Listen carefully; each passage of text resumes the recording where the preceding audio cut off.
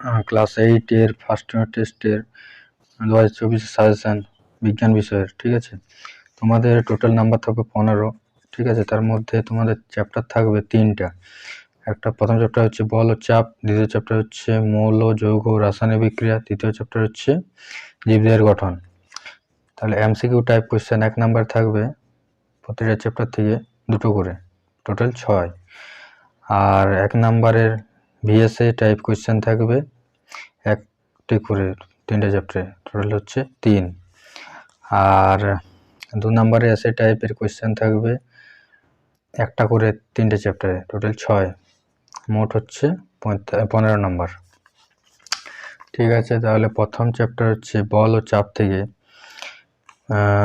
1 number question হচ্ছে 1 Newton বা 1 N বল বলতে কি বোঝো। 2 নাম্বার হচ্ছে স্থির অবস্থায় ঘর্ষণ বা স্থিত ঘর্ষণ বলতে কি বোঝো। ঠিক আছে, এটা ইম্পর্টেন্ট আছে কোয়েশ্চেনটা। 3 নাম্বার হচ্ছে ঘর্ষণ বল কোন অভিমুখে ক্রিয়া করে, এটা short type question. 4 number question হচ্ছে ঘনত্ব কাকে বলে, এসআই পদ্ধতিতে এর একক লেখো। 5 নাম্বার কোয়েশ্চেন হচ্ছে তরলে চাপ বলতে কি বোঝো। 6 নাম্বার কোয়েশ্চেন হচ্ছে একটি গামলা রাখা জলের ভর 5 কেজি, গামলার মেঝের ক্ষেত্রফল 7 m², তাহলে গামলার মেঝেতে দেওয়া জলের চাপটা কত, এটা মোস্ট ইম্পর্টেন্ট কোয়েশ্চেন ম্যাথের মধ্যে। 7 নম্বর কোয়েশ্চেন হচ্ছে কোনো বস্তুর মোট ভরকে বস্তুটির মোট আয়তন দিয়ে ভাগ করা হলো, এতে বস্তুটির পরিমাপের কোন রাশি পাওয়া গেল। ঠিক আছে, তারপরে কোয়েশ্চেন হচ্ছে 8 দাগে জলপূর্ণ একটি ঢাকনা খোলা বোতলের গায়ে বোতলের তলদেশ থেকে বিভিন্ন উচ্চতায় 2টি ফুটো করা হলো, কোন ফুটো থেকে জল বেশি নির্গত হবে। 9 নম্বর কোয়েশ্চেন হচ্ছে তরলের চাপ কোন কোন বিষয়ের উপর নির্ভর করে, এটা মোস্ট ইম্পর্টেন্ট কোয়েশ্চেন। 10 নম্বর কোয়েশ্চেন হচ্ছে প্লবতা বলতে কি বোঝায় এবং প্লবতা কোন কোন বিষয়ের উপর নির্ভর করে, এটা মোস্ট ইম্পর্টেন্ট কোয়েশ্চেন। তারপর কোয়েশ্চেন হচ্ছে আর্কিমিডিসের নীতিটি লেখো, এটা মোস্ট ইম্পর্টেন্ট কোয়েশ্চেন। 12 নম্বর কোয়েশ্চেন হচ্ছে এক টুকরো লোহা জলে ডুবে যায় কিন্তু লোহার তৈরি জাহাজ জলে ভাসে কেন, এটা মোস্ট ইম্পর্টেন্ট কোয়েশ্চেন। 13 নম্বর কোয়েশ্চেন হচ্ছে বায়ু স্থানে 1 কেজি তুলো 1 কেজি লোহা অপেক্ষা ভারী কেন। ঠিক আছে, তারপরে কোয়েশ্চেন 14 নম্বর কোয়েশ্চেন হচ্ছে একটি বস্তু কোনো তরলে আংশিক নিমজ্জিত অবস্থায় ভাসছে, বস্তুর ওজন ও অপসারিত তরলের ওজনের মধ্যে সম্পর্কটা কি। তারপরে কোয়েশ্চেন হচ্ছে নিউটনের মহাকর্ষীয় সূত্রটি লেখো, এটা মোস্ট ইম্পর্টেন্ট কোয়েশ্চেন। সার্বজনীন মহাকর্ষীয় ধ্রুবক কি এবং এসআইতে মহাকর্ষীয় ধ্রুবকের মান ও একক লেখো। 17 নম্বর কোয়েশ্চেন হচ্ছে পৃথিবীর ভর চাঁদের ভরের প্রায় 100 গুণ, পৃথিবীর গড় ব্যাসার্ধ চাঁদের গড় ব্যাসার্ধের প্রায় 4 গুণ, পৃথিবী ও চাঁদের পৃষ্ঠের একটি বস্তুর ওজনের তুলনা করো। তারপরে কোয়েশ্চেন হচ্ছে 18 দাগে স্থির তড়িৎ সংক্রান্ত কুলম্বের সূত্রটি বিবৃত করো। 19 দাগে কোয়েশ্চেন হচ্ছে পরমাণুর সাধারণ অবস্থায় নিস্তড়িত হয় কেন। তারপরে চ্যাপ্টার মৌল যৌগ রাসায়নিক বিক্রিয়া থেকে 1 নম্বর কোয়েশ্চেন হচ্ছে ঊর্ধ্বপাতন কাকে বলে, উদাহরণ দাও। 2 নম্বর কোয়েশ্চেন হচ্ছে পদার্থের ভৌত ধর্ম এবং রাসায়নিক ধর্মের মধ্যে পার্থক্য লেখো।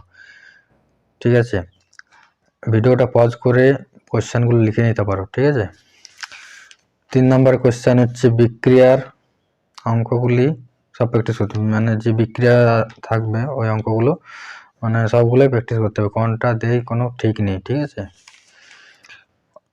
4 নম্বর কোয়েশ্চেন হচ্ছে ধাতু কাকে বলে, ধাতুর বৈশিষ্ট্যগুলি লেখো। 5 দাগে হচ্ছে ধাতু ও অধাতুর মধ্যে পার্থক্য লেখো, মোস্ট ইম্পর্টেন্ট কোয়েশ্চেন। তারপরে কোয়েশ্চেন হচ্ছে ধাতুকল্পক কি।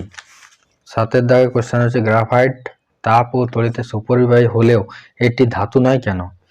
তারপর 8 দাগে কোয়েশ্চেন হচ্ছে উপধর্মী অক্সাইড বলতে কি বোঝো, এটা মোস্ট ইম্পর্টেন্ট কোয়েশ্চেন। 9 দাগে কোয়েশ্চেন হচ্ছে মানবদেহে জলের ভারসাম্য রক্ষায় Na+ আয়নের গুরুত্ব লেখো, এটা মোস্ট ইম্পর্টেন্ট কোয়েশ্চেন। 10 দাগে কোয়েশ্চেন হচ্ছে রক্তচাপ বৃদ্ধি বা হ্রাসের ক্ষেত্রে Na+ এর ভূমিকা লেখো। 11 দাগে কোয়েশ্চেন হচ্ছে মানবদেহে পটাশিয়ামের ভূমিকা লেখো, এটা মোস্ট ইম্পর্টেন্ট কোয়েশ্চেন। ডাল্টনের পরমাণুবাদের স্বীকার্যগুলি লেখো, এটা মোস্ট ইম্পর্টেন্ট। তারপরে 13 দাগে কোয়েশ্চেন হচ্ছে পরমাণু নিস্তড়িত কেন। 14 দাগের কোশ্চেন হচ্ছে মৌলের পরমাণু ক্রমাঙ্ক এবং ভর সংখ্যার সংজ্ঞা লেখো এবং সম্পর্ক লেখো, মানে এই যে পরমাণু ক্রমাঙ্ক এবং ভর সংখ্যার মধ্যে কি সম্পর্ক আছে সেটা লিখতে হবে। 15 দাগের কোশ্চেন হচ্ছে আইসোটোপ, আইসোবার, আইসোটোন এর সংজ্ঞা দাও। 16 দাগের কোশ্চেন হচ্ছে Cl1735 এর মডেল যে চিত্রটা আছে সেই সেটা অঙ্কন করতে হবে, এটা মোস্ট ইম্পর্টেন্ট কোশ্চেন। 17 দাগের কোশ্চেন হচ্ছে হাইড্রোজেনের আইসোটোপগুলির গঠন লেখো, যেমন কি আছে হাইড্রোজেনের 3টি আইসোটোপ আছে, সেই হাইড্রোজেনের আইসোটোপগুলির গঠনগুলো দেখাতে হবে। তরলের স্ফুটন বলতে কি বোঝো? 19 দাগের কোশ্চেন হচ্ছে পদার্থের প্লাজমা অবস্থা কি, এটা মোস্ট ইম্পর্টেন্ট কোশ্চেন। 20 দাগের কোশ্চেন হচ্ছে ক্রিস্টাল কি, রাসায়নিক বন্ধন কাকে বলে, রাসায়নিক বন্ধনটা মোস্ট ইম্পর্টেন্ট কোশ্চেন। ঠিক আছে, মূলক কাকে বলে? 22 দাগে তড়িৎযোজী এবং সমযোজী যৌগের মধ্যে পার্থক্য লেখো, এটা মোস্ট ইম্পর্টেন্ট কোশ্চেন। 23 দাগের কোশ্চেন হচ্ছে কিভাবে হাইড্রোজেন অণু গঠিত হয়। ঠিক আছে, তারপরের চ্যাপ্টার হচ্ছে জীবদেহের গঠন। 1 নম্বর কোশ্চেন হচ্ছে কি চর্বি কোষকে আংটির মতো দেখায় কেন। 2 নম্বর কোশ্চেন হচ্ছে স্নায়ুকোষের কাজ কি, এটা মোস্ট ইম্পর্টেন্ট কোশ্চেন। 3 দাগের কোশ্চেন হচ্ছে মানুষের লোহিত রক্তকণিকার আকৃতি কিরূপ, আর লোহিত রক্তকণিকার আকার গোল ও দুপাশ চ্যাপ্টা চাকতির মতো হওয়ার কারণটা কি, এটা মোস্ট ইম্পর্টেন্ট কোশ্চেন।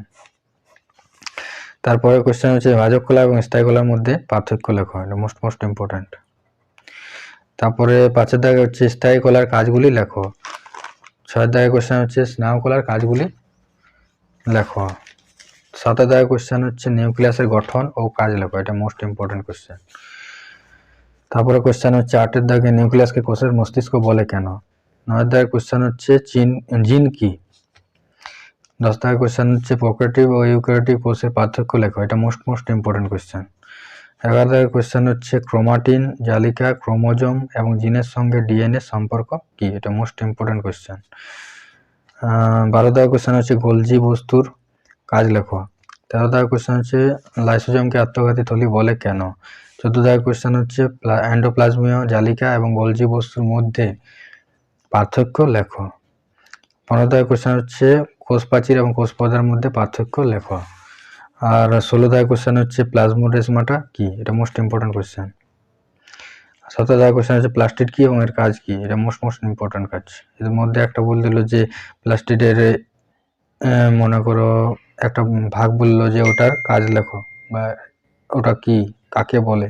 ঠিক আছে, 18 দাগের কোশ্চেন হচ্ছে কোন প্রকার প্রাণীদের কোষে অ্যান্টিফ্রিজ প্রোটিন থাকে। ঠিক আছে, এই সাজেশনটা তোমরা ফলো করে যাও, এই সাজেশন থেকে মোটামুটি তোমরা 80% মতো কমন পাবে। এই বলে ভিডিওটা শেষ করলাম।